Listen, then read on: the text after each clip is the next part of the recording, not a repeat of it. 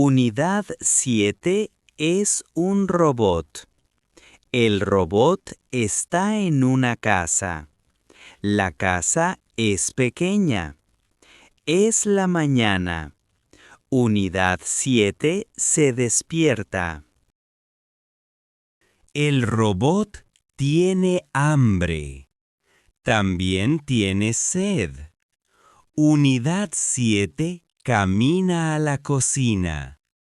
En la cocina come metal. Es el desayuno. El robot bebe aceite.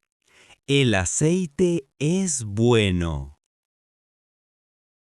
Ahora, Unidad 7 está contento.